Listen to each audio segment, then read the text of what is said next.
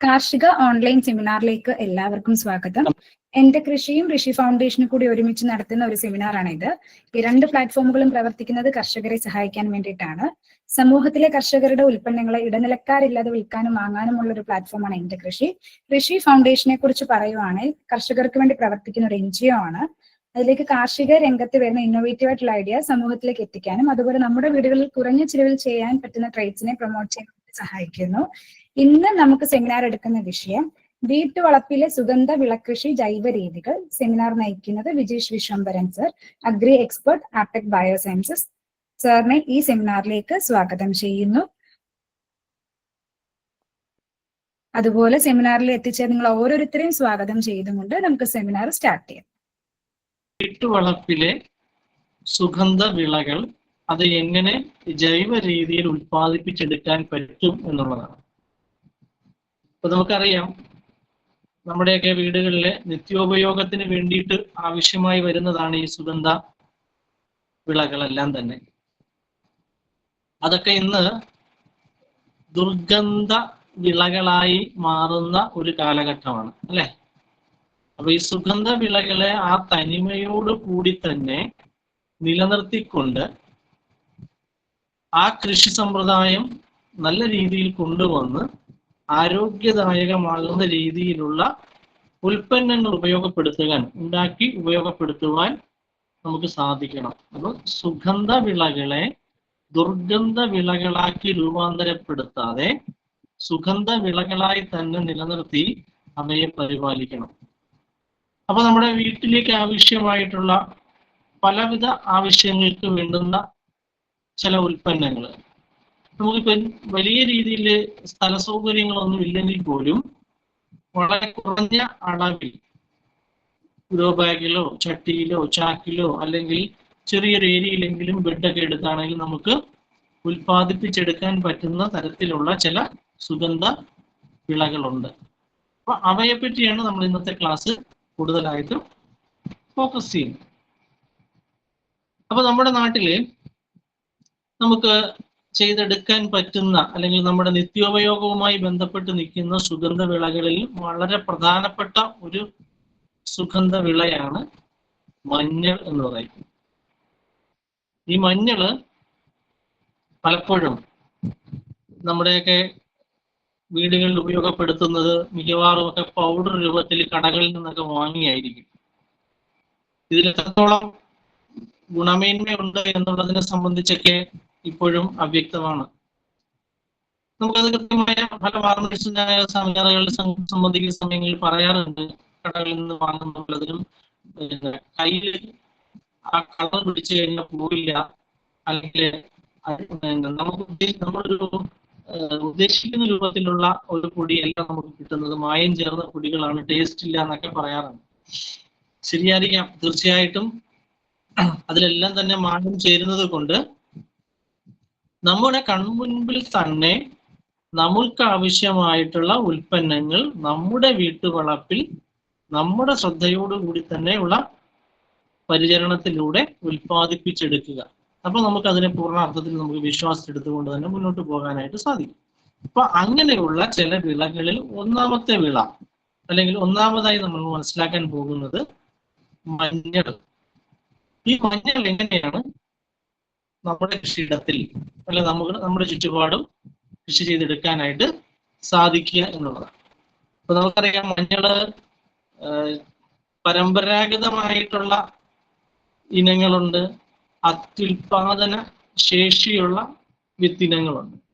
പരമ്പരാഗത ഇനങ്ങളാണ് സുഗന്ധം എന്ന് പറയുന്ന ഒരു ഇനമുണ്ട്, മൂവാറ്റുപുഴ എന്ന് പറയുന്ന ഒരു വെറൈറ്റി ഉണ്ട്, ഈറോഡ് ലോക്കൽ എന്ന് പറയുന്ന ഒരു വെറൈറ്റി ഉണ്ട്, ദുഗ്ഗിരാല എന്ന് പറയുന്ന വെറൈറ്റി ഉണ്ട്, തെക്കൂർപ്പറ്റ എന്ന് പറയുന്ന വെറൈറ്റി ഉണ്ട്, സുഗന്ധം, അമലാപുരം എന്നൊക്കെ പറയുന്ന പല പേരുകളിൽ അറിയപ്പെടുന്ന പരമ്പരാഗതമായിട്ടുള്ള വിത്തിനങ്ങളുണ്ട്. ഇത് കൂടാതെ അത്യുൽപാദന ശേഷിയുള്ള വിത്തിനങ്ങളും നമ്മുടെ നാട്ടിൽ കൃഷി ചെയ്യുന്നുണ്ട്.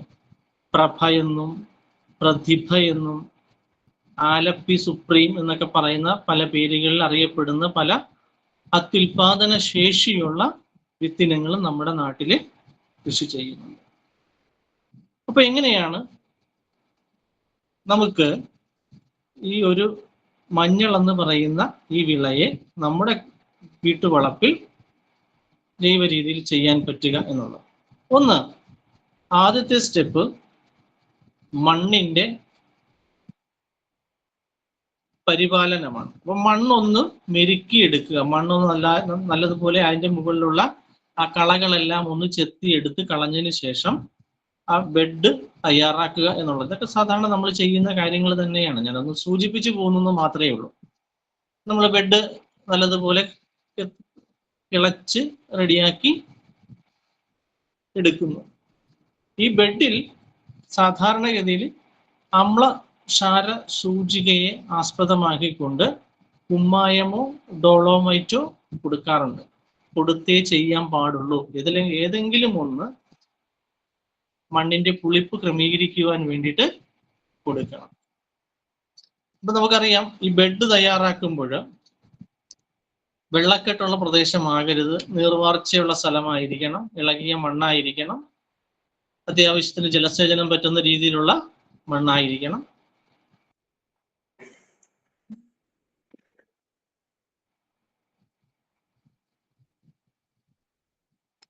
അതിനുശേഷം നമ്മൾ തയ്യാറാക്കുന്ന ബെഡുകൾ, ആ ബെഡ് എങ്ങനെയാണ് തയ്യാറാക്കേണ്ടത് എന്നുള്ളതാണ്. സാധാരണഗതിയിൽ 1 മീറ്റർ വീതിയിലും 15 മുതൽ 20 സെന്റിമീറ്റർ ഉയരത്തിലും 15 മുതൽ 20 സെന്റിമീറ്റർ ഉയരത്തിൽ 1 മീറ്റർ വീതിയിൽ, നീളം എത്രയും ആകാം നിങ്ങളുടെ ഇഷ്ടാനുസരണം. ഓരോ ബെഡും തമ്മിലുള്ള അകലം ഒരു 50 സെന്റിമീറ്റർ അകലം പാലിച്ചുകൊണ്ടായിരിക്കണം. ഇങ്ങനെ ബെഡുകൾ തയ്യാറാക്കണം. ഇങ്ങനെ തയ്യാറാക്കിയ ബെഡുകളിൽ അവിടെ പുളിപ്പ് ക്രമീകരിക്കുവാനായിട്ട് ഡോളോമൈറ്റോ കുമ്മായമോ ആ ബെഡിൽ വിതറി കൊടുക്കുകയാണ് ചെയ്യേണ്ടത്. വിതറി കൊടുത്ത് നനച്ചു കൊടുക്കണം. ആ ബെഡിൽ വിതറി നനച്ചു കഴിഞ്ഞ് ഏകദേശം ഒരു 12-14 ദിവസം പിന്നിടുമ്പോൾ, 2 ആഴ്ച പിന്നിടുമ്പോൾ അവിടെ നമുക്ക് അടിസ്ഥാന വളം കൊടുത്തുകൊണ്ട്, അടിവളം കൊടുത്തുകൊണ്ട് നമ്മുടെ കൃഷി ആരംഭിക്കാം എന്നുള്ളതാണ്. അപ്പൊ മണ്ണിൽ കുമ്മായമോ ഡോളോമൈറ്റോ കൊടുത്ത് മണ്ണിനെ ഒന്ന് മെരുക്കിയതിന് ശേഷം നമുക്ക് ആ മണ്ണിലേക്ക് ജൈവവളങ്ങൾ കൊടുത്തുകൊണ്ട് നമ്മുടെ കൃഷി ആരംഭിക്കാം. ജൈവവളങ്ങൾ കൊടുക്കുമ്പോൾ പലതരത്തിലുള്ള ജൈവവളങ്ങൾ നമുക്ക് അവിടെ ഉപയോഗപ്പെടുത്താനായിട്ട് പറ്റും. 1 ചാണകപ്പൊടി, 2 കമ്പോസ്റ്റ് വളങ്ങൾ, 3 പിണ്ണാക്ക് വളങ്ങൾ, അതുപോലെ തന്നെ പച്ചില വളങ്ങൾ, ഇങ്ങനെയുള്ള പലതരത്തിലുള്ള ജൈവ വളങ്ങൾ നമുക്ക് അവിടെ ഉപയോഗപ്പെടുത്താനായിട്ട് പറ്റും. പ്രധാനമായിട്ടും ചാണകപ്പൊടി മണ്ണിൽ കൊടുക്കുകയാണെങ്കിൽ മണ്ണിന്റെ ജൈവ സമ്പത്ത് കുറെ കൂടി വർദ്ധിപ്പിക്കാനായിട്ട് സാധിക്കും എന്നുള്ളതാണ്. കാര്യം ജൈവവളം നല്ല രീതിയിൽ വേണ്ടുന്ന ഒരു വിളയാണ് മഞ്ഞൾ. അപ്പൊ നമുക്ക് ജൈവവളങ്ങൾ മണ്ണിൽ കൊടുക്കണം. അതുപോലെ തന്നെ പലതരത്തിലുള്ള ഉത്തേജക പാനീയങ്ങൾ നമുക്ക് തയ്യാറാക്കി കൊടുക്കാനായിട്ട് സാധിക്കും. അതിലൊന്നാണ് ജീവാമൃതം. ഇതുപോലുള്ള ഉത്തേജക പാനീയങ്ങൾ നമ്മുടെ കൃഷിയിടങ്ങളിൽ പ്രയോഗിക്കുന്നതല്ല. കാര്യം മണ്ണിന്റെ ആരോഗ്യം വർദ്ധിപ്പിക്കുവാൻ ഏറെ സഹായകരമാണ്. അപ്പൊ ശ്രദ്ധിക്കുക, ബെഡ് ഉണ്ടാക്കി ആ ബെഡിൽ കുമ്മായമോ ഡോളോമൈറ്റോ വിതറി നനച്ചു കൊടുത്ത് 2 ആഴ്ചയ്ക്ക് ശേഷം ജൈവവളം ആ മണ്ണിൽ ചേർത്ത് കൊടുക്കുന്നു. ചാണകപ്പൊടി ആയിക്കോട്ടെ നമ്മൾ ആ മണ്ണിലേക്ക് ചേർത്ത് കൊടുക്കുന്നു. അതിനോടൊപ്പം തന്നെ വേപ്പിൻ പിണ്ണാക്കും കൂടി ചേർത്ത് കൊടുക്കണം. ഈ ജൈവവളങ്ങൾ മണ്ണിൽ കൊടുക്കുമ്പോൾ നമ്മൾ ശ്രദ്ധിക്കേണ്ട ഒരു കാര്യം, ജൈവവളങ്ങളോടൊപ്പം തന്നെ വിളകളെ സംരക്ഷിക്കാൻ നമ്മൾ രാസവളങ്ങളൊന്നും ചെയ്യുന്നില്ല. അപ്പം തീർച്ചയായും വിളകളെ സംരക്ഷിക്കാൻ സഹായിക്കാൻ, അവയുടെ വളർച്ചയെ സഹായിക്കാൻ ജീവാണു വളങ്ങൾ എന്ന് പറയുന്ന ഒരു വിഭാഗമുണ്ട്. കേട്ടിട്ടുണ്ടാവുമല്ലോ, ജീവാണു വളങ്ങൾ. അങ്ങനെയുള്ള ജീവാണു വളങ്ങൾ കൂടി ഇവയോടൊപ്പം ചേർത്ത് മണ്ണിൽ കൊടുക്കണം. PGPR മിക്സ് 1 എന്ന് പറയുന്ന ജീവാണു വളത്തിന്റെ ഒരു കൺസോർഷ്യം കിട്ടും. അതാണെങ്കിലും ഉപയോഗിക്കാം. അല്ലെങ്കിൽ അസോസ്പൈറില്ലം, നൈട്രജൻ ആഗിരണ ജീവാണുവായ അസോസ്പൈറില്ലം, മണ്ണിലെ ഫോസ്ഫറസ് സംയുക്തങ്ങളെ വിഘടിപ്പിക്കുന്ന ഫോസ്ഫോബാക്ടീരിയ, പൊട്ടാഷ് സംയുക്തങ്ങളെ വിഘടിപ്പിച്ച് സസ്യങ്ങൾക്ക് എത്തിച്ചു കൊടുക്കുന്ന ബയോ പൊട്ടാഷ്, ഇവ മൂന്നും അല്ലെങ്കിൽ PGPR1 എന്ന് പറയുന്ന ജീവാണുവളം നമുക്കവിടെ ഉപയോഗപ്പെടുത്താം. അപ്പൊ ഇത് ബെഡ് ഉണ്ടാക്കി ബെഡിലേക്ക് ജൈവവളങ്ങൾ കൊടുക്കുന്ന സമയത്ത് ഈ ജീവാണുവളങ്ങൾ കൂടി ചേർത്ത് മണ്ണിൽ കൊടുക്കണം. ഇനി മറ്റൊന്ന്, ഇങ്ങനെ ജീവാണുവളങ്ങൾ കൊടുക്കുന്ന സമയത്ത് മണ്ണിൽ ആവശ്യത്തിന് നനവും കൊടുക്കേണ്ടത് ആവശ്യമാണ്. ജൈവവളങ്ങളോടൊപ്പം ചേർത്ത് മണ്ണിൽ കൊടുക്കുക, അതിനുശേഷം നനച്ചു കൊടുക്കണം. ഈ ബെഡിലേക്ക് ഈ ജീവാണുവിനെയും ജൈവവളവും കൂടെ യോജിപ്പിച്ച് കൊടുത്തതിന് ശേഷം, ജീവാണുവിന് ഡയറക്റ്റ് കൊടുക്കരുത്, ജൈവവളവുമായി യോജിപ്പിച്ച് മണ്ണിൽ കൊടുത്തതിന് ശേഷം അവിടത്തൊരു ചെറിയ കുഴി കുത്തി നമ്മുടെ നടിയിൽ വസ്തുക്കൾ അതിനകത്ത് വെച്ച് നടാം. എന്നിട്ട് നനച്ചു കൊടുത്ത് പൂത്ത കൊടുക്കുക എന്നുള്ളതാണ്. അപ്പൊ ഞാൻ പറഞ്ഞു വന്നത്, ഈ ബെഡിനകത്ത് ജീവാണുവിനെ എല്ലാം യോജിപ്പിക്കുന്നു. ഇവയോടൊപ്പം തന്നെ, ഈ ജീവാണുവിനോടൊപ്പം തന്നെ ചേർക്കേണ്ടതായിട്ടുള്ള മറ്റൊരു പ്രധാനപ്പെട്ട സുപ്രധാനമായിട്ടുള്ള ഒരു ജീവാണുണ്ട്, ട്രൈക്കോഡെർമ എന്ന് പറയും. ട്രൈക്കോഡെർമ എന്ന് പറയുന്ന മിത്ര ഫംഗസ്, അതൊരു കുമിൾനാശിനിയാണ്, ജൈവ കുമിൾനാശിനിയാണ്, അതൊരു മിത്ര ഫംഗസ് ആണ്. ഈ മിത്ര ഫംഗസ് ആയിട്ടുള്ള ട്രൈക്കോഡെർമ കൂടി ബെഡിനൊപ്പം കൊടുക്കണം. അതിന് ഏറ്റവും നല്ലത് വേപ്പിൻ പിണ്ണാക്കും ചാണകപ്പൊടിയും ചേർന്ന മിശ്രിതത്തിനകത്ത് ട്രൈക്കോഡെർമയെ വളർത്തിയെടുത്ത് ബെഡിൽ കൊടുക്കുന്നത് വളരെ നല്ലതാണ്. ഇപ്പൊ ട്രൈക്കോഡെർമ, വേപ്പിൻ പിണ്ണാക്ക്, ചാണകപ്പൊടി, ഇത് നമ്മുടെ വീട്ടുവളപ്പിൽ തന്നെ നമുക്ക് വികസിപ്പിച്ചെടുക്കാനായിട്ട് സാധിക്കും. ചാണകപ്പൊടി 90 കിലോഗ്രാം, 1 കിലോ ട്രൈക്കോഡെർമ, 1-2 കിലോഗ്രാം വരെ ട്രൈക്കോഡെർമ ഉപയോഗിക്കാം. ഒരു 10 കിലോ വേപ്പിൻ പിണ്ണാക്കുമായിട്ട് യോജിപ്പിച്ച് ഒരു 40% ഈർപ്പം, എന്ന് വെച്ചാൽ പുട്ടിന് കുഴയ്ക്കുന്നത് പോലെ ഉള്ള രീതിയിൽ ഈർപ്പം നിലനിർത്തി കുഴച്ചെടുക്കുന്നു. തണലത്ത് എവിടെയെങ്കിലും തറ നിരപ്പായ സ്ഥലത്ത് അത് കൂട്ടിയിട്ട് അതിന്റെ മുകളിൽ ചണച്ചാക്ക് വെള്ളത്തിൽ മുക്കി പൊതിഞ്ഞ് വെക്കുക. നനവുണ്ടോ എന്നുള്ളത് എല്ലാ ദിവസവും നോക്കി ഉറപ്പ് വരുത്തിയേക്കുക.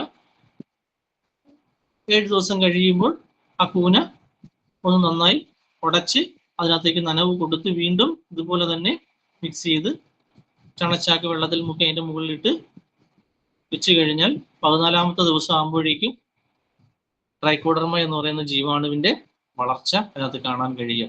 ഒരു നേർത്ത പച്ച കളറിൽ ഈ ട്രൈക്കോഡെർമ വളർന്നു കയറുന്നത് കാണാൻ സാധിക്കും. ഇത് ട്രൈക്കോഡെർമയെ എൻറിച്ച് ചെയ്യുകയാണ്, നമ്മുടെ കൃഷിയിടത്തിൽ തന്നെ വികസിപ്പിച്ചെടുക്കുന്ന ഒരു രീതിയാണ്. നമ്മളിപ്പോൾ 1 കിലോ ട്രൈക്കോഡെർമ 100 കിലോ ചാണകപ്പൊടിക്കകത്ത് മിക്സ് ചെയ്ത് ബെഡിൽ കൊടുക്കുന്നതും 90 കിലോ ചാണകപ്പൊടിയും 10 കിലോ വേപ്പിൻ പിണ്ണാക്കും 1-2 കിലോ ട്രൈക്കോഡെർമയും കൂടെ യോജിപ്പിച്ച് 2 ആഴ്ച കാലം വെച്ചതിന് ശേഷം വികസിപ്പിച്ച് അതിനെ വളർത്തിയെടുത്ത് മണ്ണിൽ കൊടുക്കുന്നതും തമ്മിൽ ഒത്തിരി വ്യത്യാസമുണ്ട്. കാര്യം ട്രൈക്കോഡെർമയുടെ പോപ്പുലേഷൻ വളരെ ഹൈ ആയിരിക്കും. അത് ആ ബെഡിൽ മുഴുവനായിട്ട്, ഇപ്പം 100 കിലോ ആയിട്ട് നമ്മൾ വികസിപ്പിക്കുകയാണ് 2 കിലോ ട്രൈക്കോഡെർമയെ. അങ്ങനെ 100 കിലോ ആയിട്ട് വികസിപ്പിച്ച ആ എൻട്രി ചെയ്തെടുത്ത ട്രൈക്കോഡെർമയെ നമ്മുടെ കൃഷിയിടത്തിലേക്ക് കൊടുക്കുന്നു, പ്രത്യേകിച്ച് ബെഡിലേക്ക് ചേർത്ത് കൊടുക്കുന്നു. അപ്പൊ നമ്മൾ ജീവാണുവളം കൊടുക്കുന്നു, അതോടൊപ്പം തന്നെ ട്രൈക്കോഡെർമ എൻട്രി ചെയ്ത ജൈവവളത്തിനകത്തേക്ക് ജീവാണുവളം കൂടെ ചേർത്ത് ബെഡിൽ കൊടുക്കുന്നു. ഇനിയുള്ള സ്റ്റെപ്പ് എന്ന് പറയുന്നത് നമ്മുടെ നടീൽ വസ്തുക്കളാണ്. അപ്പൊ ഈ നടീൽ വസ്തുക്കൾ ശരാശരി 20-25 ഗ്രാം വെയിറ്റ് ഉള്ള ഭാരമുള്ള നടീൽ വസ്തുക്കൾ മുള പൊട്ടി വരുന്ന ആ നടീൽ വസ്തുക്കള് സ്യൂഡോമോണാസ് എന്ന് പറയുന്ന ലായനിക്കകത്ത്, മിത്ര ബാക്ടീരിയ ആയിട്ടുള്ള സ്യൂഡോമോണാസ് എന്ന് പറയുന്ന ആ ബാക്ടീരിയയുടെ ലായനിക്കകത്ത് ഒരു 15-20 മിനിറ്റ് സമയമെങ്കിലും മുക്കി വെച്ചതിന് ശേഷം, ഈ മിത്ര ബാക്ടീരിയയുടെ ലായനി എങ്ങനെയാണ് ഉണ്ടാക്കുന്നത് വെച്ചാൽ 5% വീര്യമുള്ള ലായനി ഉണ്ടാക്കണം. 5% വീര്യം എന്ന് പറയുമ്പോൾ 5 ഗ്രാം 100 മില്ലി വെള്ളം, അല്ലെങ്കിൽ 50 ഗ്രാം 1 ലിറ്റർ വെള്ളം, ആ ഒരു അനുപാതത്തിൽ കലക്കിയിട്ട് അതിനകത്തേക്ക് നമ്മുടെ ഈ നടീൽ വസ്തുക്കൾ, മഞ്ഞളിന്റെ നടീൽ വസ്തുക്കൾ അതിനകത്തേക്ക് മുക്കി വെച്ച് ഒരു 15-20 മിനിറ്റ് സമയം വരെ മുക്കി വെച്ചതിന് ശേഷം അത് തണലത്തുണങ്ങി, അതിൽ നിന്ന് ആ സമയം കഴിയുമ്പോൾ അതെടുത്ത് തണലത്ത് എവിടെയെങ്കിലും വെച്ചു കാറ്റ് കൊള്ളിച്ച് അതിന്റെ നീര് വലിച്ചതിന് ശേഷം അന്ന് തന്നെ നടുക. അപ്പം ഓർത്തിരിക്കുക, ഇത് നമുക്ക് ട്രൈക്കോഡർമ എൻറിച്ച് ചെയ്തതിനകത്തേക്കാണ് നമ്മൾ ആ ബെഡിൽ ചേർത്ത് കൊടുത്തിട്ട് അതിനകത്താണ് ഈ വിത്ത് പരിചരിച്ച് നടുന്നത് എന്നുള്ള കാര്യം ഓർത്തിരിക്കുക. അപ്പൊ ഇങ്ങനെ ശരാശരി 20-25 ഗ്രാം വെയിറ്റ് ഉള്ള ഈ കിഴങ്ങ് നമ്മുടെ ആ ബെഡിനകത്തേക്ക് നടുകയാണ് ചെയ്യുന്നത്.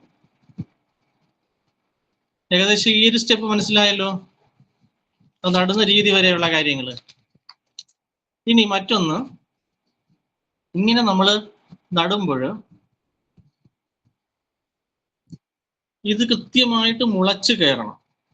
ഇങ്ങനെ നട്ട് കഴിഞ്ഞാൽ അത് കൃത്യമായിട്ട് സൺലൈറ്റ് ഡയറക്റ്റ് ഇതിനകത്തെ കഴിച്ച് അതിൻ്റെ ഡാമേജ് വരുന്നത് ഒഴിവാക്കാനായിട്ട് ഇത് കൃത്യമായി മുളച്ച് കയറാനായിട്ട് പുതയിട്ട് കൊടുക്കുക എന്ന് പറയുന്ന ഒരു സംവിധാനമുണ്ട്. പുതയിടുക. അപ്പൊ നമ്മളിങ്ങനെ മഞ്ഞൾ വിത്തുകൾ അവിടെ ചെറിയ മുകുളങ്ങൾ വന്ന വിത്തുകൾ നമ്മൾ അവിടെ ബെഡിൽ ഇട്ടതിന് ശേഷം അതിൻ്റെ പുറത്ത് വൈക്കോലോ ഓലമടലോ വാഴ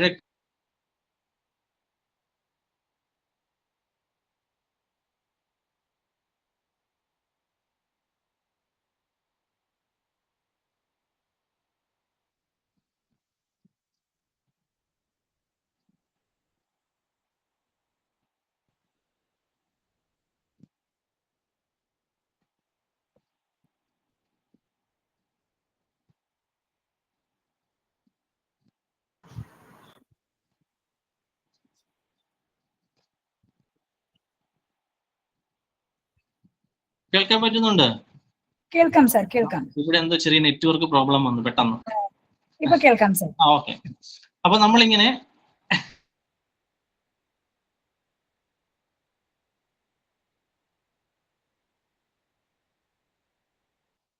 ഇരുപത്തഞ്ച് കുഴിച്ചു വെച്ച്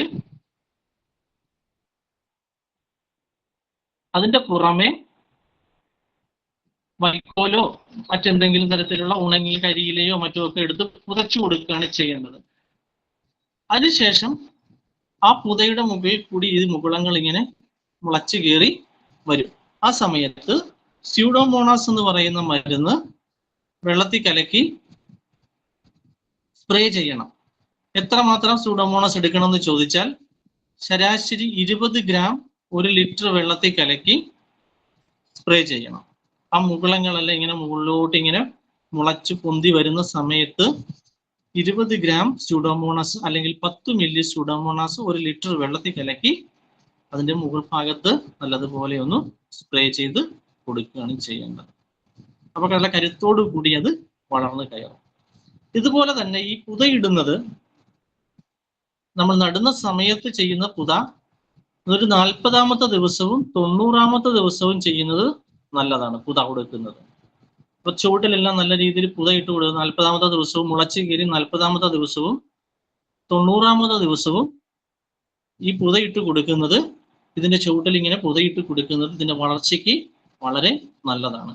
ഈ ജീവാണുവിന്റെ വളർച്ച, ജീവാണുവിന്റെ സാന്നിധ്യം ആ കൃഷിയിടത്തിൽ നല്ല രീതിയിൽ കിട്ടുവാനും ഇത് വളരെയേറെ സഹായിക്കും എന്നുള്ളതാണ്. സാധാരണഗതിയിൽ ഏകവിളയായി ചെയ്യുന്ന സ്ഥലങ്ങളുണ്ട്, അതുപോലെ തന്നെ ഇടവിളയായിട്ടും മിശ്രവിളയായിട്ടും ചെയ്യുന്ന സ്ഥലങ്ങളും ഉണ്ട്. മിശ്രവിളകളായിട്ടാണ് മിക്കവാറും നമ്മുടെയൊക്കെ വീടുകളിൽ ആ നിലക്ക് ചെയ്യാൻ പറ്റുന്നുള്ളൂ. കാര്യം തെങ്ങോ കവുങ്ങോ അതുപോലുള്ള പപ്പായ കാപ്പി ഇങ്ങനെയൊക്കെയുള്ള എന്തെങ്കിലുമൊക്കെ നിപ്പുണ്ടെങ്കിൽ അതിൻ്റെയൊക്കെ ഇടയിലായിരിക്കും നമുക്ക് ഇതൊക്കെ ചെയ്യാനായിട്ട് സാധിക്കും. ആ മിച്ച സ്ഥലങ്ങളിൽ നമുക്ക് നമ്മുടെ വീട്ടാവശ്യത്തിന് വേണ്ടുന്ന രീതിയിൽ നമുക്കിത് ചെയ്തെടുക്കാനായിട്ട് സാധിക്കും. അല്ലെങ്കിൽ മുളക്, ചേന, ചേമ്പ്, കാപ്പിയുള്ള വഴുതന ഇങ്ങനെയൊക്കെയുള്ള ഐറ്റങ്ങളൊക്കെ നമ്മൾ കൃഷി ചെയ്യുമ്പോൾ അവയുടെ ഇടയിലും ഒക്കെ നമുക്കിത് ചെയ്തെടുക്കാനായിട്ട് സാധിക്കും എന്നുള്ളത്. എൻ്റെ വീട്ടിൽ ഞാൻ ചെയ്തിരിക്കുന്നത് കവുങ്ങിലെല്ലാം ഈ കുരുമുളക് കയറ്റി വിടും. അപ്പൊ ഈ കവുങ്ങിന്റെ ഒക്കെ ഇടയിൽ കുറച്ച് സ്പേസ് ഉണ്ടാവും. അവിടെ ആ സ്പേസിൽ ഇപ്പൊ ഞാൻ നേരത്തെ പറഞ്ഞ അളവിലുള്ള സ്പേസ് ഒന്നും എനിക്ക് എടുക്കാൻ കഴിയില്ല, അതിനുള്ള ലാൻഡ് കുറവാണ്. അപ്പൊ എന്ത് ചെയ്യും, ഉള്ള ലാൻഡിൽ ചെറിയ രീതിയിലുള്ള ബെഡൊക്കെ എടുത്തിട്ട് അവിടെ ഇഞ്ചിയും മഞ്ഞളും ഒക്കെ പ്രത്യേകമായിട്ട് നമ്മളത് ചെയ്തെടുക്കുകയാണ് ചെയ്യുന്നത്. നമ്മുടെ വീട്ടാവശ്യത്തിന് വേണ്ടുന്ന രീതിയിൽ നമുക്ക് എടുക്കാൻ പറ്റും. അപ്പൊ നമുക്ക് എന്താ പറയാ, ഗ്യാരണ്ടിയോടുകൂടി വിഷമില്ല എന്ന് ഉറപ്പുവരുത്തി നമുക്ക് കഴിക്കാനായിട്ട് സാധിക്കും എന്നുള്ളതാണ്. ഓക്കെ, അപ്പൊ ഓർത്തിരിക്കുക, 40-ാമത്തെ ദിവസവും 90-ാമത്തെ ദിവസവും നമ്മൾ എന്ത് ചെയ്യുക? പുതയിട്ട് കൊടുക്കുന്നത് ആ വിളയുടെ ആരോഗ്യത്തിന് ഏറെ സഹായകരമാണ്. ഇനി മറ്റൊന്ന് വളപ്രയോഗമാണ്. ഈ വളപ്രയോഗം എന്ന് പറയുന്നത് ഞാൻ പറഞ്ഞു, ജീവാണു വളങ്ങൾ കൊടുക്കാം എന്നുള്ളതാണ്. ഈ ജീവാണു വളങ്ങൾ ജൈവവളത്തോടൊപ്പം ചേർത്ത് മണ്ണിൽ കൊടുക്കുകയാണ് ചെയ്യേണ്ടത്. അതുപോലെ തന്നെ ഈ 40-ാമത്തെ ദിവസവും 90-ാമത്തെ ദിവസവും ഒക്കെ വളം ചെയ്ത് കൊടുക്കുമ്പോൾ അതിനോടൊപ്പം തന്നെ മിത്ര ജീവാണുവായ ട്രൈക്കോഡർമ കൂടെ ചേർത്ത് കൊടുക്കുന്നത് വളരെ നല്ലതാണ്. അതുകൂടെ ചേർത്ത് കൊടുത്താൽ ഒത്തിരി ഗുണങ്ങളുണ്ട്. പ്രത്യേകിച്ചും ഈ കിഴങ്ങുകൾ മണ്ണിൽ കിടക്കുന്നത് കൊണ്ട് ആ മണ്ണിലൂടെ വ്യാപിക്കുന്ന പലതരത്തിലുള്ള കുമിൾ രോഗങ്ങളെയും പ്രതിരോധിക്കുവാനുള്ള ശേഷി ആ കരുത്ത് ആ വിളകൾക്ക് കൊടുക്കുവാൻ ട്രൈക്കോഡർമയുടെ സാന്നിധ്യം ആ കൃഷിയിടത്തിൽ ആ വിളയുടെ ചുറ്റുമുണ്ടെങ്കിൽ സഹായിക്കും എന്നുള്ളത് കൊണ്ട് തന്നെ ട്രൈക്കോഡർമ എപ്പോഴൊക്കെ കൊടുക്കാൻ കഴിയുന്നുവോ അപ്പോഴൊക്കെ ആ കൃഷിയിടത്തിൽ ഇഷ്ടാനുസരണം കൊടുത്താൽ നമ്മുടെ വിള കുറെ കൂടി സുരക്ഷിതമായിരിക്കും എന്നുള്ളതാണ്. ട്രൈക്കോഡർമയ്ക്ക് ഒരു അപരനാമം എന്ന് പറയുന്നത് തന്നെ ഡോക്ടർ കുമിള് എന്നാണ്. ഡോക്ടർ കുമിള്. ഈ ഡോക്ടർ കുമിള്, ഒരു ഡോക്ടർ നമ്മുടെ കൃഷിയിടത്തിൽ ഉണ്ടെങ്കിൽ, നമുക്കറിയില്ല, നമ്മുടെ വീട്ടിലൊരു ഡോക്ടർ ഉണ്ടെങ്കിൽ നമ്മുടെ വീട്ടിലെ ഓരോരുത്തർക്കും ഉണ്ടാകുന്ന പല പ്രശ്നങ്ങൾക്കും വേഗത്തിൽ പരിഹാരം കാണാനായിട്ട് സാധിക്കുമെന്നുള്ളതാണ്. അപ്പൊ അങ്ങനെ ഒരു മോണിറ്ററിങ് സിസ്റ്റം നമ്മുടെ കൃഷിയിടത്തിൽ ഈ ട്രൈക്കോഡർമയുടെ സാന്നിധ്യം കൊണ്ട് ഉണ്ടായാൽ, അവയുടെ സാന്നിധ്യം കൊണ്ട് നമ്മുടെ കൃഷി മെച്ചപ്പെടും, നമ്മുടെ വിളകൾ വളരെ ഹാപ്പി ആയിട്ട് കിളിർത്തു വരും എന്നുള്ളതാണ്. ഓർത്തിരിക്കുക, നമ്മുടെ വിളകളെ സംരക്ഷിക്കുന്നതിന് ട്രൈക്കോഡർമ അത്യന്താപേക്ഷിതമാണ്. ട്രൈക്കോഡർമ ഉപയോഗപ്പെടുത്തുക. അതുപോലെ തന്നെ നടീൽ വസ്തുക്കൾ സ്യൂഡോമോണസ് ലായനിൽ പരിചരിക്കുക. അതിനുശേഷം ആഴ്ചയിലൊന്നോ അല്ലെ 10 ദിവസത്തിലൊരിക്കലോ എങ്കിലും സ്യൂഡോമോണസ് 10 മില്ലി അല്ലെ 20 ഗ്രാം 1 ലിറ്റർ വെള്ളത്തിൽ കലക്കി സ്പ്രേ ചെയ്യുന്നത് ഏറ്റവും അനുയോജ്യമാണ്. ഇത് കൂടാതെ വളപ്രയോഗത്തിനകത്ത് വരുന്ന മറ്റൊരു ഘടകം സൂക്ഷ്മ മൂലകങ്ങൾ സസ്യങ്ങൾക്ക് ആവശ്യമാണ്. സൂക്ഷ്മ മൂലകങ്ങൾ. അപ്പൊ ഈ സൂക്ഷ്മ മൂലകങ്ങളെ വിളകൾക്ക് കൊടുക്കണം. ചെറിയ അളവിൽ മതി, വലിയ അളവിലൊന്നും ഈ സൂക്ഷ്മ മൂലകങ്ങൾ വേണ്ട. അപ്പൊ ചെറിയ അളവിൽ മതി. അപ്പൊ ഒരു 5 ഗ്രാം സൂക്ഷ്മ മൂലകങ്ങൾ 1 ലിറ്റർ വെള്ളത്തിൽ കലക്കി നമ്മൾ നട്ട് 60-ാമത്തെ ദിവസവും 90-ാമത്തെ ദിവസവും കൊടുക്കുന്നത് നല്ല രീതിയിലുള്ള വളർച്ചയ്ക്കും മികച്ച ആദായത്തിനും സഹായിക്കും എന്നുള്ളതാണ്. കായിക വളർച്ചയോടൊപ്പം തന്നെ മികച്ച രീതിയിൽ അതിൻ്റെ ഫലം നമുക്ക് എടുക്കാനുള്ള സാഹചര്യം കിട്ടും. അപ്പോൾ ഓർത്തിരിക്കുക, 5 ഗ്രാം 1 ലിറ്റർ വെള്ളത്തിൽ കലക്കി സൂക്ഷ്മ മൂലകങ്ങൾ വളരെ തുച്ഛമായ വളരെ കുറഞ്ഞ അളവിൽ മതി. അതിന് നട്ട് 60-ാമത്തെ ദിവസവും 90-ാമത്തെ ദിവസവും ചെയ്തു കൊടുക്കുന്നത് ഏറ്റവും അഭികാമ്യമായിട്ടുള്ള കാര്യമാണ്.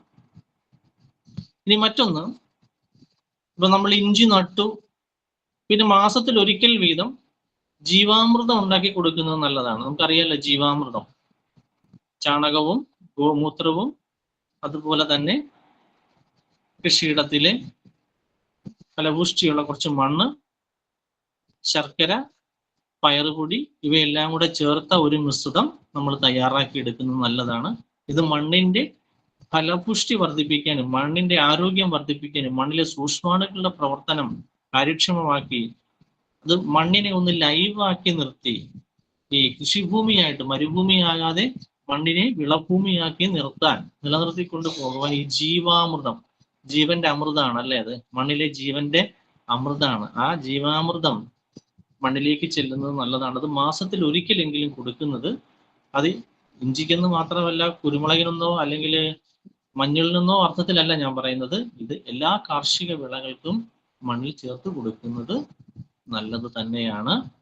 ജീവാമൃതം അത് വളരെ ചുരുങ്ങിയ സാമ്പത്തികം മതി, അത് നമുക്ക് വളരെ കുറഞ്ഞ പണച്ചെലവേ ഉള്ളൂ, നമുക്കത് ചെയ്തെടുക്കാനായിട്ട് സാധിക്കും. പശു ഉണ്ടെങ്കിൽ ഗോമൂത്രമുണ്ട്, ചാണകമുണ്ട്, പിന്നെ കടയിൽ നിന്നൊരു കുറച്ച് ശർക്കരയും കുറച്ച് പയറുപൊടിയും, പിന്നെ നമ്മുടെ കൃഷിയിടത്തിൽ ആരും എത്തി നോക്കാത്ത അല്ലെങ്കിൽ അധികം സഞ്ചാരമില്ലാത്ത, മറ്റ് കെമിക്കലൊന്നും വീഴാത്ത കൃഷിയിടത്തിൽ ഏതെങ്കിലും ഒരു മൂലയിൽ നിന്നൊരു 1/2 കിലോ മേൽമണ്ണും കൂടി എടുത്താൽ, പിന്നെ ഡ്രമ്മുണ്ട്, വെള്ളം സുലഭമായി പ്രകൃതി തരുന്നുണ്ട്, ഈസി ആയിട്ട് നമുക്ക് ജീവാമൃതം ചെയ്ത് എടുക്കാനായിട്ട് സാധിക്കും. മിനിമം 5 ദിവസം നമ്മൾ കലക്കി വെച്ച് കഴിഞ്ഞാൽ 2 മുതൽ 7 ദിവസത്തിനുള്ളിൽ ജീവാമൃതം ഉപയോഗപ്പെടുത്തണം എന്നുള്ളതാണ്. അപ്പൊ ജീവാമൃതം രണ്ട് കലക്കി വെച്ച് 2 ദിവസം കഴിയുമ്പോൾ തന്നെ അതിന്റെ സ്മെല്ല് മാറി തുടങ്ങും. അങ്ങനെ സ്മെല്ല് മാറി വരുന്ന സമയം മുതൽ 7 ദിവസം വരെ, എന്ന് വെച്ചാൽ കലക്കി വെച്ചിട്ട് 7ാമത്തെ ദിവസം, അപ്പൊ 2 ദിവസം കഴിയുമ്പോൾ സ്മെല്ല് ചേഞ്ച് ചെയ്ത് വരും. അങ്ങനെ ഒരു 5 ദിവസം വരെ ആ സ്മെല്ല് നിൽക്കും. ആ സമയത്ത് ഉപയോഗിക്കുന്നതാണ് ജീവാമൃതത്തിന്റെ ഗുണമേന്മ ഏറ്റവും മെച്ചപ്പെട്ട രീതി, സമയം. ആ സമയത്ത് ഉപയോഗിക്കുകയാണെങ്കിൽ വളരെ വളരെ നല്ലതാണ് നമ്മുടെ കൃഷിക്ക്. അതെങ്ങനെയാണ് ഉപയോഗിക്കേണ്ടതെന്ന് വെച്ചാൽ 10 ഇരട്ടി നേർപ്പിച്ച് മണ്ണിലും 20 ഇരട്ടി നേർപ്പിച്ച് വിളകളിലും തളിച്ചു കൊടുക്കുകയാണ് ചെയ്യേണ്ടത് ജീവാമൃതം.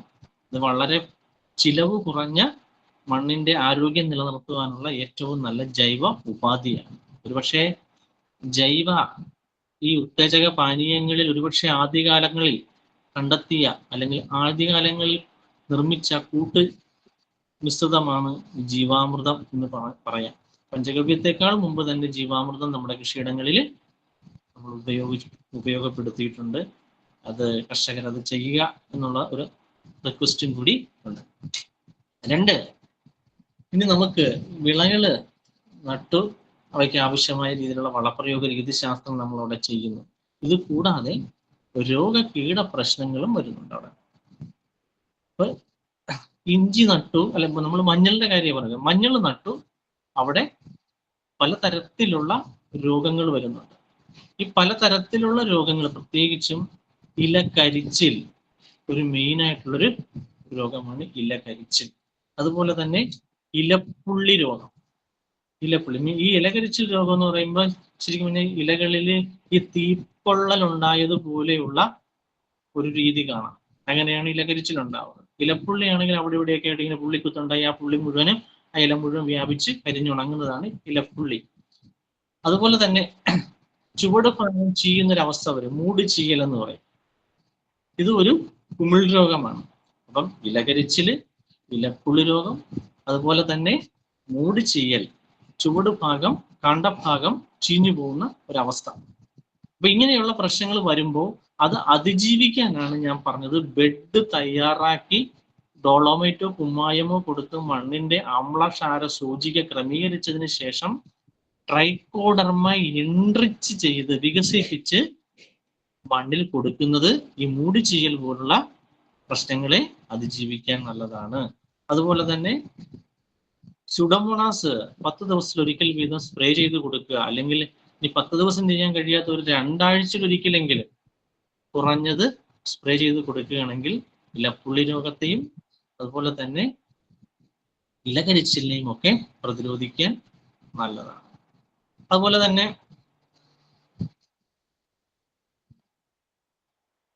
ജീവാമൃതം, അതുപോലുള്ള പഞ്ചഗവ്യം പോലുള്ള മരുന്നുകളൊക്കെ നിങ്ങൾക്ക് അവിടെ സമയാസമയങ്ങളിൽ കൊടുക്കാം. അതുപോലെ തന്നെ വേറൊരു പ്രശ്നം അവിടെയുള്ളത് നിമാവിരയുടെ ആക്രമണം വരും. നിമാവിര വേരിനെ ബാധിക്കുന്നതാണ് നിമാവിര. ആ നിമാവിരയുടെ പ്രവർത്തനം നിയന്ത്രിക്കാൻ വേണ്ടിയിട്ടാണ് നമ്മൾ ബെഡ് ഉണ്ടാക്കുമ്പോൾ വേപ്പിൻ പിണ്ണാക്കും കൂടെ ചേർത്ത് കൊടുക്കാൻ പറയും. വേപ്പിൻ പിണ്ണാക്കും മരോട്ടി പിണ്ണാക്കും ഒക്കെ ചേർത്ത് കൊടുക്കുകയാണെങ്കിൽ മണ്ണിൽ കീടങ്ങളുടെ വ്യാപനം കുറയ്ക്കാനും വേരുകളെ ബാധിക്കുന്ന നിമാവിരകളുടെ സാന്നിധ്യം നിയന്ത്രിച്ചുകൊണ്ട് വേരുകൾ കരുത്തോടു കൂടി വളരുന്നതിന് സഹായിക്കും.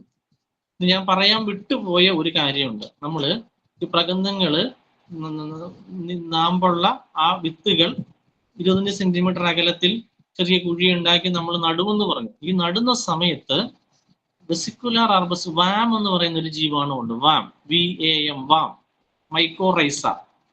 ഈ മൈക്കോറൈസ ഒരു 10 ഗ്രാമെങ്കിലും ആ കുഴിയിലിട്ട് അതിന്റെ പുറത്ത് ഈ നടിയിൽ വസ്തുക്കൾ വെച്ച് നടുകയാണെങ്കിൽ വേരുകൾ വേഗത്തിൽ മണ്ണിലേക്ക് ഇറങ്ങുകയും കിഴങ്ങിന് വലിപ്പം വെക്കുവാനും ഒക്കെ അത് സഹായിക്കും എന്നുള്ളത് ഒന്നാണ്. നല്ല ഒരു ജീവാണുവാണ് മൈക്കോറൈസ. അതൊരു ജീവാണു വളത്തിന്റെ വിഭാഗത്തിൽ വരുന്നതാണ്. അത് മറ്റു ജൈവവളങ്ങളും ജീവാണുവളത്തിന്റെയും കൂടെ മിക്സ് ചെയ്ത് കൊടുക്കേണ്ട, മറിച്ച് നടുന്ന സമയത്ത് നടിയിൽ കുഴിയിൽ ജീവാണുവായ വാമിനെ വെച്ച് ഇട്ടിട്ട് അതിന്റെ പുറത്ത് നടിയിൽ വസ്തുക്കൾ വെച്ച് നടുന്നതായിരിക്കും കുറച്ചും കൂടി ഉചിതം. അല്ലെങ്കിൽ നടിയിൽ വസ്തു വെച്ചതിന് ശേഷം ചുറ്റും ഈ വാമിട്ട് മണ്ണിട്ട് ലോക്ക് ചെയ്ത് പുതച്ചു കൊടുക്കുന്നതാണ് ഏറ്റവും അഭികാമ്യമായിട്ടുള്ള കാര്യം. പിന്നെ നമ്മുടെ വളപ്രയോഗത്തിലെല്ലാം ജീവാണുവളങ്ങൾ ചേർത്ത് കൊടുക്കുക എന്നുള്ളത്, അല്ലെങ്കിൽ സ്റ്റിമുലന്റ് ആയിട്ട് ഇപ്പൊ നമ്മൾ സ്ലറികൾ ഉണ്ടാക്കി കൊടുക്കുകയില്ല, അതിന്റെ കൂടെയൊക്കെ ജീവാണുവളങ്ങളെ കൂടെ കലക്കി തടത്തിൽ ഒഴിച്ചു കൊടുക്കുക, ബെഡിൽ ഒഴിച്ചു കൊടുക്കുന്നത് നല്ലതാണ്. ഇത് കൂടാതെ തണ്ടുതുരപ്പന്റെ ഇതിനകത്തൊരു പ്രശ്നമാണ് തണ്ടുതുരപ്പന്റെ പ്രശ്നം, സ്റ്റെം ബോറർ എന്ന് പറയും. ഈ തണ്ടുതുരപ്പന്റെ ആക്രമണം വന്നു കഴിഞ്ഞാൽ അത് നമുക്കതിനെ പ്രതിരോധിച്ചേ പറ്റുള്ളൂ. അതിന് രാസ കീടനാശിനിയുടെ പുറകെ പോകേണ്ട കാര്യമില്ല. നമുക്ക് ജൈവ കീടനാശിനികൾ പലതുണ്ട് ചെയ്യാം. ഒന്ന് നമുക്കറിയാം, നീം സീഡ് കേർണൽ എക്സ്ട്രാക്ട് അഥവാ വേപ്പിൻ കുരു സത്ത്. നീം സീഡ് കേർണൽ എക്സ്ട്രാക്ട് അഥവാ വേപ്പിൻ കുരു സത്ത്. വേപ്പിൻ കുരു പൊടിച്ചത് 50 ഗ്രാം 1 ലിറ്റർ വെള്ളത്തിൽ കിഴികെട്ടി 12 മണിക്കൂറെങ്കിലും മിനിമം, അതിൽ 24 hours കിടന്നാൽ വളരെ നല്ലത്. അതിനുശേഷം ആ കിഴി നല്ലതുപോലെ കൈകൊണ്ട് ഞെക്കി പിഴിയണം. പിഴിഞ്ഞ് ചാര കളറിൽ നല്ലതുപോലെ സത്തിറങ്ങണം വെള്ളത്തിനകത്തേക്ക്. അങ്ങനെ ആ വെള്ളം ഒരു സ്പ്രെയറിനകത്ത് എടുത്ത് നേരിട്ട് തണ്ടിലും ചുവട് ഭാഗത്തും ഒക്കെ തളിച്ചു കൊടുക്കുന്നത് ഒരു മാർഗം. അതുപോലെ തന്നെ ചില്ലി, മുളക് ഗോമൂത്രം, കാന്താരി മുളക് ഗോമൂത്രം മിശ്രിതം, അതും മറ്റൊരു മാർഗമാണ്. കാന്താരി മുളകും ഗോമൂത്രവും കൂടി 100 മില്ലി ഗോമൂത്രം 1 ലിറ്റർ വെള്ളത്തിൽ കലക്കി അതിനകത്തേക്ക് 2-3 കഷ്ണം കാന്താരിയും കൂടി അരച്ച്, ചെറിയ എളുപ്പമുള്ള കാന്താരിയും എടുക്കരുത്, ഒത്തിരി ഏജ്ഡ് ആയിട്ടുള്ള കാന്താരി എടുക്കരുത്, ഇതിന് മീഡിയത്തിൽ നിൽക്കുന്ന കാന്താരി എടുത്ത് ഇതിനകത്തേക്ക് അരച്ച് കലക്കി അരിച്ചെടുത്ത് സ്പ്രേ ചെയ്യുന്നത് തണ്ടുതുരപ്പന്റെ ആക്രമണത്തെ പ്രതിരോധിക്കാൻ നല്ലതാണ്.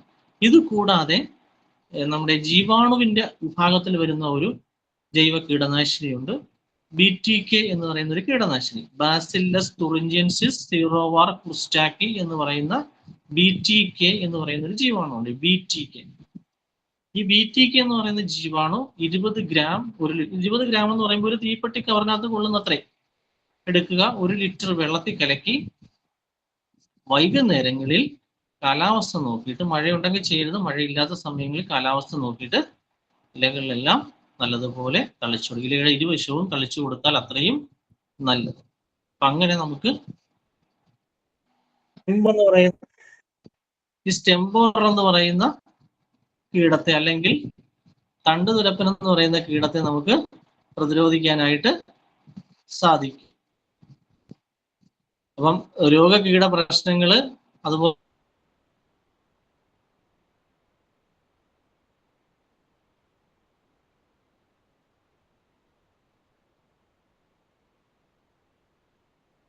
കാര്യങ്ങളാണ്. ഇനി നമുക്ക് രണ്ടാമതായിട്ടുള്ളത്, ഇനി സാധാരണ ഇതിന്റെ വിളവെടുപ്പ് പറയണ്ടല്ലോ. വിളവെടുപ്പ് കാര്യങ്ങൾ എന്ന് പറഞ്ഞാൽ പൊതുവെ നട്ട് 7-ാം മാസം മുതൽ നമുക്ക് വിളവെടുക്കാം. ദീർഘകാല വിളകൾ ദീർഘ സമയത്ത് എടുക്കുന്നതാണെങ്കിൽ, ഹ്രസ്വമാണെങ്കിൽ ശരാശരി 7 മുതൽ 8 മാസത്തിനുള്ളിൽ ചെയ്യാം. മധ്യമമായിട്ട് വരുന്നതാണ് 8 മുതൽ 9 മാസം വരെയും. ദീർഘ സമയം എടുക്കുന്നതാണെങ്കിൽ 9-10 മാസം വരെയും ഒക്കെ അതിന്റെ വിളവെടുപ്പ് കാലമാണ്. നമുക്കത് ചെയ്തെടുക്കാനായിട്ട് സാധിക്കും. സാധാരണ ജൈവ രീതിയിൽ നമ്മൾ ഇച്ചിരി ശ്രദ്ധിച്ചാൽ മതി, വളരെ ഈസി ആയിട്ട് ചെയ്തെടുക്കാൻ പറ്റുന്ന ഒരു സുഗന്ധ വിളയാണ് ഇഞ്ചി. ഇത് നമ്മളിപ്പോ പറഞ്ഞു വന്നത്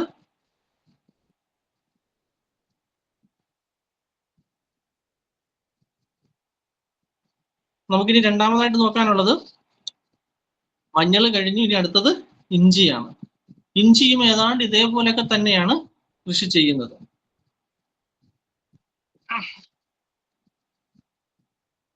ഇഞ്ചിയും നമുക്ക് ഇതുപോലെ തന്നെ കൃഷി ചെയ്തെടുക്കാൻ പറ്റുന്ന ഒരു വിളയാണ്. ഞാൻ നേരത്തെ സൂചിപ്പിച്ചതുപോലെ തന്നെ മിശ്രവിളയായിട്ടും ഏകവിളയായിട്ടും ഇടവിളയായിട്ടും ഒക്കെ നമുക്ക് ചെയ്തെടുക്കാൻ പറ്റുന്ന ഒരു ഇനം തന്നെയാണ്. നേരത്തെ നമ്മൾ മഞ്ഞൾ ചെയ്തതുപോലെ തന്നെ, മഞ്ഞൾ രീതി പോലെ തന്നെ ബെഡ് എടുക്കുന്നു. ആ ബെഡിലെല്ലാം പുളിപ്പ് ക്രമീകരിക്കാനായിട്ട് ഡോളോമൈറ്റ് കുമ്മായമ കൊടുക്കുന്നു. അതിനുശേഷം ഒരു 2 ആഴ്ച കഴിഞ്ഞതിന് ശേഷം ഇത് ഡോളോമൈറ്റ് കുമ്മായി ഇട്ടതിന് ശേഷം നനച്ചു കൊടുക്കണം. വെറുതെ ഇട്ടേക്കരുത്. വെറുതെ ഇട്ടതിന്റെ ഗുണം കിട്ടില്ല. നനച്ചു കൊടുത്തതിന് ശേഷം അതിനകത്തേക്ക് ട്രൈക്കോഡർമ എൻട്രിച്ച് ചെയ്ത് 14 ദിവസം കഴിയുമ്പോൾ ട്രൈക്കോഡർമ എൻട്രിച്ച് ചെയ്ത് വളം കൊടുക്കുന്നു. ആ ജൈവാണു വളത്തിനകത്ത് കൂടെ ആ ട്രൈക്കോഡർമ എൻട്രിച്ച് ചെയ്ത ജൈവവളത്തിന്റെ കൂടെ ജീവാണു വളങ്ങളും കൂടെ ചേർത്ത് മണ്ണിൽ കൊടുത്തുകൊണ്ട് ബെഡ് ഉണ്ടാക്കുന്നു. ആ ബെഡിലേക്ക് സ്യൂഡോമോണസ് ലായനിയിൽ പരിചരിച്ച വിത്തുകൾ നടുകയാണ് ചെയ്യുന്നത്. ശരാശരി 20-25 ഗ്രാം വെയിറ്റ് ഉള്ള മുകുളങ്ങൾ വന്ന വിത്തുകൾ ശരാശരി 25 സെന്റിമീറ്റർ അകലയിൽ നമ്മൾ ആ ബെഡിനകത്ത് നടുന്നു. ബെഡിന്റെ നീളമൊക്കെ നിങ്ങൾക്ക് ഇഷ്ടം പോലെ നിൽച്ചു. ഞാനിപ്പോൾ പറയുന്ന കണക്ക് വെച്ചൊന്നും നിങ്ങൾക്ക് ചിലപ്പോൾ ഒരുപക്ഷെ നിങ്ങളുടെ കൃഷിയിടത്തിൽ അത്രയും സൗകര്യം ഉണ്ടോ ഇല്ലയോ എന്നൊന്നും നമുക്കറിയില്ല. ഉണ്ടെങ്കിലും ഇല്ലെങ്കിലും അതിന്റെ കണക്ക് നോക്കി അങ്ങ് ചെയ്യുക എന്നുള്ളത്. ഈ കണക്ക് ചിലപ്പോൾ ഒരുപക്ഷെ അവിടെ പ്രായോഗികമാകണമെന്നുമില്ല. ഉള്ള സാഹചര്യത്തിൽ ഉള്ള സൗകര്യത്തിൽ നമുക്ക് വീട്ടിലേക്ക് വേണ്ടുന്ന രീതിയിലുള്ള കാര്യങ്ങൾ അവിടെ ഒന്ന് ചെയ്തൊരു ഒരു ഗൈഡ് ലൈൻ ആയിട്ട് തന്നെ ഇതിനെ കണക്കാക്കിക്കൊണ്ട് അങ്ങ് ചെയ്യുക എന്നുള്ളതേ ഉള്ളൂ. അങ്ങനെ സ്യൂഡോമോണസ് ലായനിയിൽ ശരാശരി 20-25 മിനിറ്റ് സമയം മുക്കി വെച്ചതിന് ശേഷം അതെടുത്ത് തണലത്തെടുത്ത് വെച്ച് വെള്ളത്തിൽ നിന്ന് തണലത്തെടുത്ത് വെച്ച് നീര് വലിയിച്ച് അന്ന് തന്നെ നടുകയാണ് ചെയ്യുക. പുതച്ചു കൊടുക്കണം. ഞാൻ പറഞ്ഞതുപോലെ തന്നെ പുതയിടുന്നത് 40-ാമത്തെ ദിവസവും 90-ാമത്തെ ദിവസവും അത് ആവർത്തിക്കുന്നത് നല്ലതാണ്. മറ്റ് വളപ്രയോഗ രീതികളെല്ലാം സൂക്ഷ്മ മൂലകങ്ങൾ 60-ാമത്തെ ദിവസം 90-ാമത്തെ ദിവസം 5 ഗ്രാം വെച്ച് 1 ലിറ്റർ വെള്ളത്തിൽ കലക്കി സൂക്ഷ്മ മൂലകങ്ങൾ സ്പ്രേ ചെയ്ത് കൊടുക്കുന്നത് ഇതിന്റെ നല്ല വളർച്ചയെ സഹായിക്കും. നല്ല രീതിയിൽ ആദായം കിട്ടാനും സഹായിക്കുന്നു. മാസത്തിലൊരിക്കലെങ്കിലും ജീവാമൃതം പോലുള്ള ഉത്തേജക പാനീയങ്ങൾ മണ്ണിൽ കൊടുക്കുക. അത് വിളയിൽ തളിക്കുമ്പോൾ 20 ഇരട്ടി നേർപ്പിക്കണം. മണ്ണിൽ കൊടുക്കുമ്പോൾ 10 ഇരട്ടി നേർപ്പിച്ച് ചെയ്യുക. ഇങ്ങനെയൊക്കെയുള്ള പ്രാഥമികമായിട്ടുള്ള കുറെ കാര്യങ്ങൾ ഉണ്ട്. പിന്നെ നമ്മൾ റോക്ക് ഫോസ്ഫേറ്റ് അല്ല രാജ്ഫോസ്, അതുപോലെ തന്നെ ചാണകപ്പൊടി, കമ്പോസ്റ്റ് വളങ്ങൾ, പച്ചില വളങ്ങൾ, ഇങ്ങനെയൊക്കെയുള്ള ജനറൽ ആയിട്ടുള്ള നമ്മുടെ ആ വളപ്രയോഗ രീതിയൊക്കെ അവിടെ തുടർന്നും ചെയ്യുക. പിന്നെ ഇഞ്ചിയൊക്കെ നട്ടതിന് ശേഷം ഒരു 40-ാമത്തെ ദിവസം പിന്നിട്ട് കഴിയുമ്പോൾ അത്യാവശ്യം വേണമെങ്കിൽ നമുക്ക് ചാരമൊക്കെ കൊടുക്കാവുന്നതാണ്. ചാരമില്ലാത്തവർക്ക് പ്രകൃതിയാലുള്ള ഒരു പൊട്ടാഷ് എന്ന നിലയിൽ SOP സൾഫേറ്റ് ഓഫ് പൊട്ടാഷ് ഒരു ബെഡിൽ ഒരു 100 ഗ്രാമെങ്കിലും വിതറി കൊടുക്കുന്നത് നല്ലതാണ്. കുറച്ചും കൂടിയൊന്ന് അതിന്റെ ആദായം നല്ലപോലെ അതിന്റെ വളർച്ച ഉണ്ടാകാനും കുറച്ചുകൂടെ ആദായം നമുക്ക് ഉണ്ടാക്കിയെടുക്കാനും ഒക്കെ അത് സഹായിക്കും എന്നുള്ളതാണ്. ഇതാണ് അതിൻ്റെയും ഇഞ്ചിയുടെയും ഒരു പ്രാക്ടീസ്. ഇഞ്ചിയും മഞ്ഞളും ഏതാണ്ട് ഒരേപോലെ തന്നെ നമുക്ക് ചെയ്തെടുക്കാൻ പറ്റുന്ന ഒരു വിളയാണ്. അതിന്റെ പ്രാക്ടീസ് ഏതാണ്ട് ഏറെക്കുറെ ഒരേപോലെ തന്നെയാണ്. അതിന്റെ കാലദൈർഘ്യം ഏതാണ്ട് അതുപോലെ തന്നെ. പിന്നെ കുറച്ച് കീടങ്ങളും രോഗങ്ങളും ഉണ്ട്. പിന്നെ മഞ്ഞളാണെങ്കിൽ 7 മാസം കഴിഞ്ഞാണ് നമ്മൾ എടുക്കുന്നതെങ്കിൽ ഇഞ്ചി അങ്ങനെയല്ല. പച്ച ഇഞ്ചിയായിട്ട് എടുക്കണമെങ്കിൽ 6 മാസം മുതൽ നമുക്ക് വിളവെടുക്കാം. ഒരു 8 മാസത്തിന് മേലെ ആണെങ്കിൽ ചുക്കിന്റെ ആവശ്യത്തിന് വേണ്ടിയിട്ട് വേണമെങ്കിൽ 8 മാസം കഴിഞ്ഞ് നമുക്ക് വിളവെടുക്കാം. അതുപോലെ വിത്തിന് വേണ്ടി എടുക്കണമെന്നുണ്ടെങ്കിൽ 8 മാസം കഴിഞ്ഞിട്ടാണ് നമ്മൾ ഇഞ്ചി വിത്ത് എടുക്കുന്നത്. അതൊക്കെ അതിൻ്റെതായിട്ടുള്ള ആ ഒരു പ്രാക്ടീസ് അതുപോലെ തന്നെ തുടർന്നും ചെയ്യുക. ഇനി നമുക്ക് ഇവിടെ രോഗകീട പ്രശ്നങ്ങൾ വരുന്നുണ്ട്. രോഗകീട പ്രശ്നങ്ങൾ ഞാൻ നേരത്തെ പറഞ്ഞതുപോലെ തന്നെ സ്യൂഡോമോണസിന്റെയും ട്രൈക്കോഡർമയുടെ ഉപയോഗം നമ്മുടെ കൃഷിയിടത്തിൽ ഉണ്ടെങ്കിൽ വലിയ രീതിയിലുള്ള പ്രശ്നങ്ങളൊന്നും അവിടെ ഉണ്ടാകില്ല. ഇവനിപ്പം സ്യൂഡോമോണസിന് പകരം നിങ്ങൾക്ക് സ്യൂഡോമോണസ് കിട്ടുന്നില്ല എന്നുണ്ടെങ്കിൽ PGPR2 എന്ന് പറയുന്ന മരുന്നുണ്ട്. PGPR മിക്സ് 2 എന്ന് പറയുന്ന ജീവാണുണ്ട്. അതൊരു കൺസോഷ്യമാണ്. അത് 20 ഗ്രാം 1 ലിറ്റർ വെള്ളത്തിൽ കലക്കി സ്പ്രേ ചെയ്യുകയോ ചൂടിൽ ഒഴിച്ചു കൊടുക്കുകയോ ചെയ്യാം.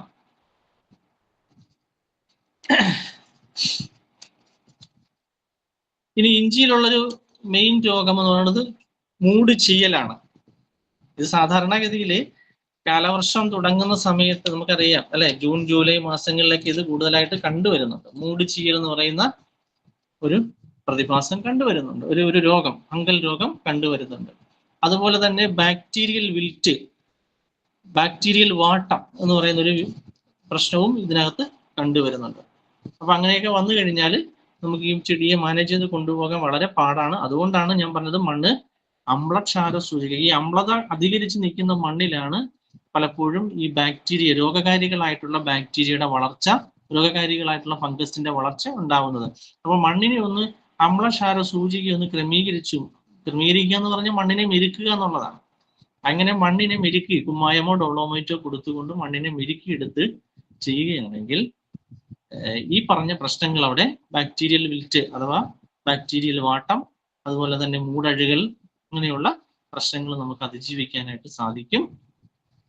ട്രൈക്കോഡർമ, സൂഡോമോണസ് അത് കൃത്യമായി തന്നെ മണ്ണിലേക്ക് പോകണം. മാസത്തിൽ ഒരിക്കലെങ്കിലും ട്രൈക്കോഡർമ കൊടുക്കുക. സൂഡോമോണസ് 15 ദിവസമോ 10 ദിവസമോ 15 ദിവസമോ ഇടവിട്ട് സ്പ്രേ കൊടുക്കുകയും ചെയ്തുകൊണ്ടിരിക്കുകയാണെങ്കിൽ നമുക്ക് ഈ പ്രശ്നം സോൾവ് ചെയ്യാനായിട്ട് സാധിക്കും. വലിയ പ്രശ്നങ്ങളില്ലാണ്ട് നമുക്കത് ഉൽപ്പാദിപ്പിച്ചെടുക്കാനായിട്ട് സാധിക്കുന്നുള്ളൂ. പിന്നെ ഇവിടെ ഒരു വേറൊരു വിഷയം എന്ന് വെച്ചാൽ നിമാവിരയുടെ വിഷയമാണ്. നിമാവിരയെ നിയന്ത്രിക്കാനായിട്ട് നമ്മൾ വാമിട്ടാണ് ചെയ്യുന്നത്, അല്ലെ? വാമ്, നടിയിൽ കുഴിയിൽ വാമ് കൊടുക്കുന്നുണ്ട്, വേപ്പിൻ പിണ്ണാക്ക് കൊടുക്കുന്നുണ്ട്, മരോട്ടി പിണ്ണാക്കോ ലഭ്യമാണെങ്കിൽ കൊടുക്കുക. ഇത് കൂടാതെ വേറൊരു ജീവാണു കൂടിയുണ്ട്, പീസിലോമൈസിസ് എന്ന് പറയുന്ന ഒരു ജീവാണു കൂടിയുണ്ട്. പീസിലോമൈസിസ്.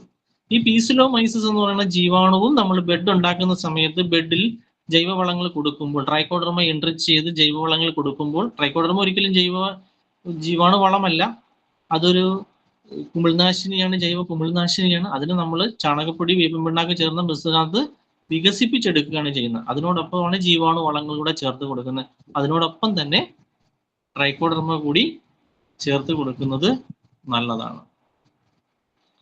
അതുപോലെ തന്നെ ഇലപ്പുള്ളി രോഗം സർവ്വസാധാരണമായി കാണുന്നുണ്ട്. അത് നമ്മൾ സൂഡോമോണസിന്റെ പ്രയോഗം അല്ലെ PGP2 പ്രയോഗത്തിലൂടെ നമുക്കത് ചെയ്തെടുക്കാൻ, നിയന്ത്രിക്കാനായിട്ട് പറ്റും. തണ്ടുതുരപ്പന്റെ പ്രശ്നം, അത് സെപ്റ്റംബർ ഒക്ടോബർ മാസങ്ങളിലാണ് അത് വ്യാപകമായി കണ്ടുവരുന്നത്, തണ്ടുതുരപ്പന്റെ ആക്രമണം. അവിടെയും നമ്മുടെ നേരത്തെ പറഞ്ഞ മഞ്ഞളിൽ നമ്മൾ നിർദ്ദേശിച്ചിട്ടുള്ള നീംസീഡ് കേരള എക്സ്ട്രാക്റ്റോ അല്ലെങ്കിൽ ഗോമൂത്രം കാന്താരി മിശ്രിതം തയ്യാറാക്കാം, അല്ലെങ്കിൽ BTK എന്ന് പറയുന്ന മരുന്ന് അവിടെ പ്രയോഗിക്കാം. അവിടെയും ഇതിന് അനുയോജ്യമായിട്ടുള്ള ജീവാണ് BTK ആണ്, അത് ഉപയോഗപ്പെടുത്തി അങ്ങനെ നമുക്ക് ആ ജൈവ രീതിയിൽ തന്നെ അതിനെ നിയന്ത്രിച്ച്, കീടങ്ങളെ നിയന്ത്രിച്ച്, പ്രത്യേകിച്ചും തണ്ടുതുരക്കുന്ന കീടത്തെ നിയന്ത്രിച്ച് നമുക്ക് ആ വിളയെ സംരക്ഷിക്കാനായിട്ട് സാധിക്കും എന്നുള്ളതാണ്. അതുപോലെ തന്നെ പുതയിടുമ്പോൾ ഈ കാഞ്ഞിരത്തിന്റെ ഇലയോ അല്ലെങ്കിൽ ആര്യവേപ്പിന്റെ ഇലയോ കമ്മ്യൂണിസ്റ്റ് പച്ച ഇങ്ങനെയൊക്കെയുള്ള നമ്മുടെ നാട്ടിലെ ഇലകൾ, ഈ നമ്മുടെ കൃഷിയിടങ്ങളിലുള്ള, നമ്മുടെ പ്രദേശങ്ങളിലുള്ള ഇത്തരത്തിലുള്ള പച്ചപ്പുകളൊക്കെ പുതയിടാൻ ഉപയോഗിക്കുകയാണെങ്കിൽ കുറച്ചും കൂടി മെച്ചമാണ്. പ്രത്യേകിച്ച് കീടങ്ങളെ അകറ്റുവാനുള്ള ഒരു ശേഷി ഇവയ്ക്കുള്ളത് കൊണ്ട് ആ മണ്ണിലേക്ക് കീടങ്ങൾ പെറ്റുപെരുകുന്ന അവസ്ഥയും ഒഴിവാക്കാനായിട്ട് സാധിക്കും എന്നുള്ളതാണ്. അതുപോലെ തന്നെ വേരുപുഴു, ഇഞ്ചിയിൽ കാണാറുള്ള ഒരു പ്രശ്നമാണ് വേരുപുഴു. വേരുപുഴുവിനെ നിയന്ത്രിക്കാനായിട്ട് മെറ്റാറൈസിയം എന്ന് പറയുന്ന ഒരു മരുന്ന് കൊടുക്കുന്നത് നല്ലതാണ്. അത് പ്രത്യേകിച്ചും ഏപ്രിൽ മെയ് മാസങ്ങളിൽ ആണിത് കൂടുതലായിട്ട് കണ്ടുവരുന്നത്. ആ സമയങ്ങളിൽ മെറ്റാറൈസിയം എന്ന് പറയുന്ന മരുന്നും കൂടി കൊടുക്കുന്നത് നല്ലതാണ്. പറ്റുമെങ്കിൽ ഇതെല്ലാം ആദ്യമേ തന്നെ ബെഡ് ഉണ്ടാക്കുന്ന സമയത്ത് തന്നെ കൊടുത്ത് ചെയ്യുകയാണെങ്കിൽ അത് ആ മണ്ണിൽ കിടന്നോളും, നമ്മുടെ വിളയെ നല്ല രീതിയിൽ സഹായിക്കും. അപ്പം ട്രൈക്കോഡർമ, വേപ്പിൻ പിണ്ണാക്ക്, ചാണകപ്പൊടി, ഇവ ചാണകപ്പൊടിക്കകത്തും വേപ്പിൻ പിണ്ണാക്കിനകത്തും ട്രൈക്കോഡർമയെ വികസിപ്പിച്ചെടുത്തു.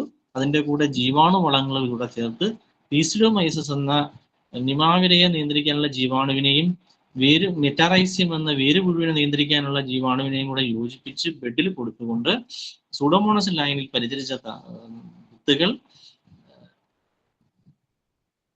കുഴിയിൽ വെക്കുന്ന സമയത്ത് വാമിട്ട് കുഴിയിൽ വെച്ച് നടുകയാണെങ്കിൽ ഏതാണ്ട് എല്ലാ തരത്തിലുള്ള പ്രവർത്തനങ്ങളെയും നമുക്ക് നെഗറ്റീവായി വരുന്ന അല്ലെങ്കിൽ ആ വിളയെ നശിപ്പിക്കാൻ പാകത്തിലുള്ള മറ്റു പ്രവർത്തനങ്ങളെയൊക്കെ നമുക്ക് ആ മണ്ണിൽ നിയന്ത്രിച്ചുകൊണ്ട് മുന്നോട്ട് കൊണ്ടുപോകാനായിട്ട് സാധിക്കും. ഒരു പ്രശ്നം ഉണ്ടായതിനു ശേഷം നമ്മളത് മാനേജ് ചെയ്യാൻ പോയി കഴിഞ്ഞാൽ നമ്മൾ ഉദ്ദേശിക്കുന്ന റിസൾട്ടിലേക്ക് കൊണ്ടുവരാനായിട്ട് പറ്റില്ല. പിന്നെ നമുക്ക് അവിടെ മറ്റ് ഓൾട്ടർനേറ്റ് ആയിട്ടുള്ള മറ്റ് കെമിക്കലുകൾ അവിടെ പ്രയോഗിക്കേണ്ടതായിട്ട് വരും എന്നുള്ളത് കൊണ്ട് നമ്മൾ ആ കൃഷി ചെയ്യുമ്പോൾ ഒന്ന് ഓർത്തിരിക്കുക, ഇങ്ങനെയൊക്കെയുള്ള പ്രശ്നങ്ങൾ അവിടെ വരാനുള്ള സാധ്യതയുണ്ട്. അതിന് പറ്റുന്ന രീതിയിൽ ആ പ്രശ്നത്തെ സോൾവ് ചെയ്യാനുള്ള, അതിനെ നിയന്ത്രിക്കാനുള്ള ചില മരുന്നുകൾ ഞാനിപ്പോൾ പറഞ്ഞു, ഇതെല്ലാം കൂടി യോജിപ്പിച്ച് ആദ്യം മുതലേ തന്നെ കൊടുക്കുകയാണെങ്കിൽ ആ പ്രശ്നങ്ങൾ കുറേയൊക്കെ നമ്മുടെ കൃഷിയിടത്തിൽ നിന്ന് മാറിപ്പോകും എന്നുള്ളതാണ്.